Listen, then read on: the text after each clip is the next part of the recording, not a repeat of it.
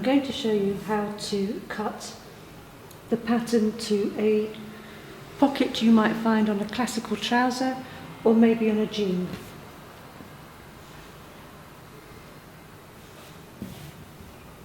So first of all, I've got the outline from a block. I've traced round the block of the trouser, and then I've gone and added a 1 centimetre seam allowance all the way around. This is the grain line, and here is the centre front. So the first thing you want to decide is what shape pocket you want. If it's like this little sample here, I've done it straight, or you may want it like on a jean pocket, which will be curved. So the first line you want to draw onto your pattern piece is the edge of your pocket. Let's just do a straight. I could take it to that notch, or we could do a jean shape. So maybe something like that, making sure we can get our hand in. So this is the line of the pocket.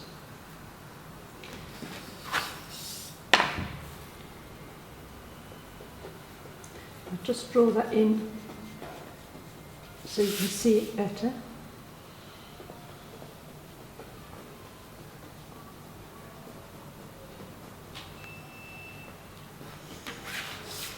But this is the finish line.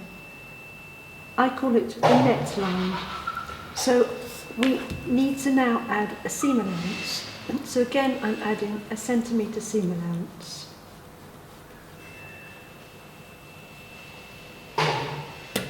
Whoops.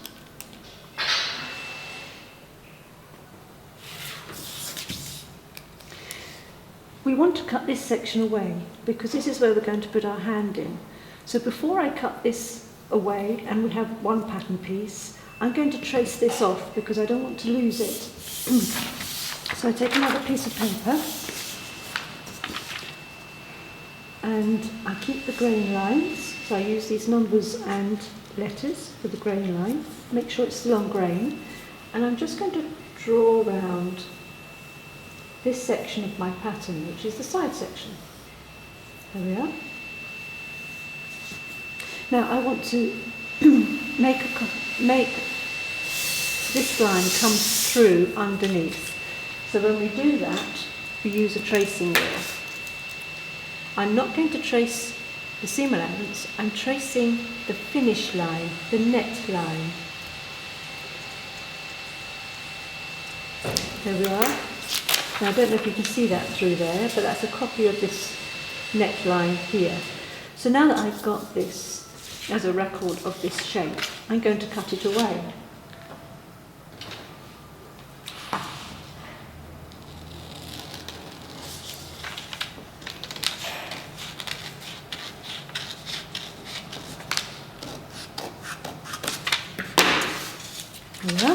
So there's our main front trouser leg. There's the pocket opening, and if I place it back on my traced through lines, there and there, you can see that completes the trouser side there, but here we have an opening where I can put my hand in. So this has become the side piece, what I call the side piece.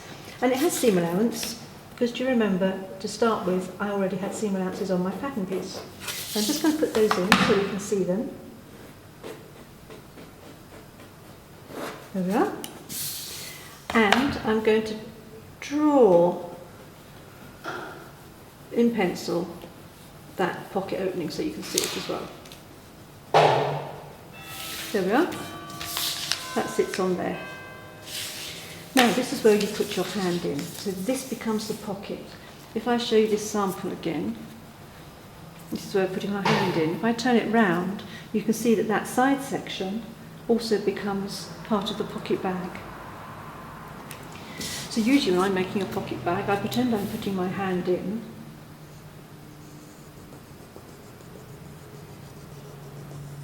I draw something lightly, just thinking how deep I want it. You might want just a little shallow pocket bag, so do a shallow pocket bag. If you want it deeper, then put your hand in further. And I literally draw round like that. And now I'm going to draw my pocket bag. I seldom use French curves, but you can do if you're not confident in drawing a curve. And there's my other pattern piece. There we go. See, that goes on there. And when I put my hand in here, I have the back pocket bag. Now we only have one more pattern piece to make, and that's what I would call the front pocket bag, which is this one underneath here, which is the same one that turns through this edge there. First of all though, I'm going to cut this out.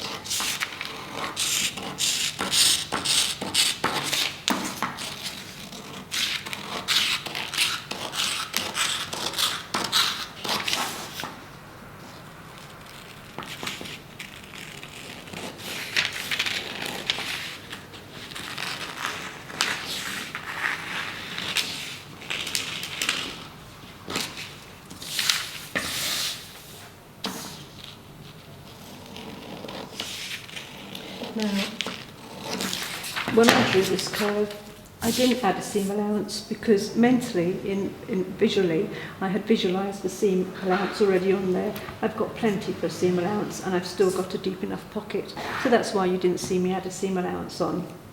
But it's there. So now we have our two pattern pieces. Now just before I do the third one, I'm going to line this up. Yeah, so my lines are right on top of each other.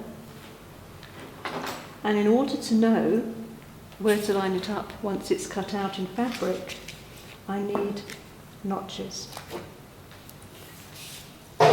So I notch together, so I know it falls right on top of each other. So now when I pick this up, I can immediately put my notches together, I know it fits. The third pattern piece, because it's only 3 pattern pieces that are needed to create a trouser pocket like this, a classic trouser pocket.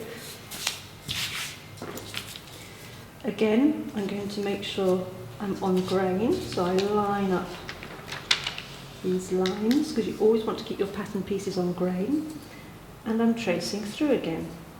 Put the notch in, trace this piece off,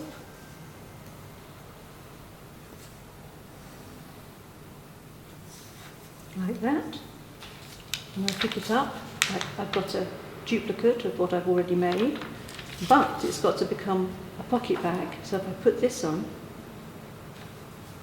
to my notches, which line up, oops,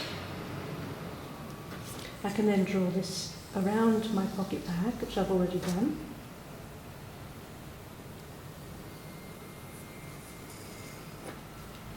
So I know this seam fits, I know that this fits here, and there's my other pocket bag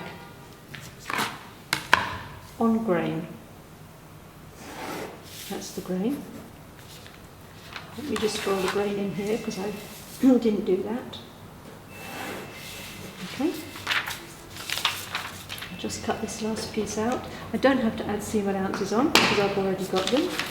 I know I've got it on here, and I've got it on here and here. I've traced that off, so it must be on here as well. It's quite nice to sometimes indicate that on your patterns, just in case somebody else picks your pattern up and has a look at it. They can see immediately what you've done. You can just do it like that.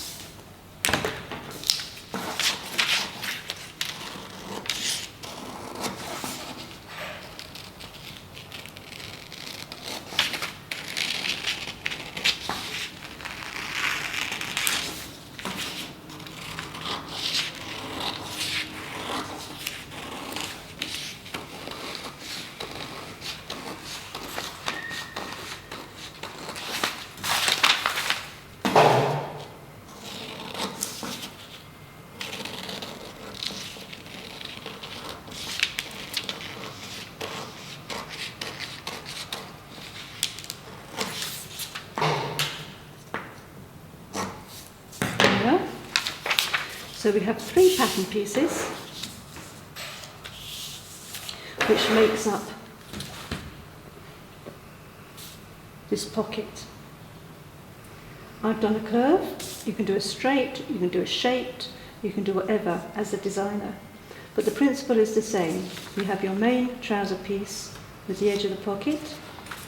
You have the back pocket bag, which is also the side section of your front trouser. Then you have the last piece, which is the pocket bag, which will be turned through with the opening of the pocket. That will all lie together, and then when you lift this up, you sew your pocket bag together. I'll just put in these notches.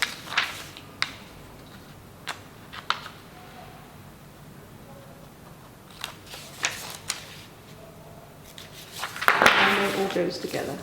3 pattern pieces to make a front pocket.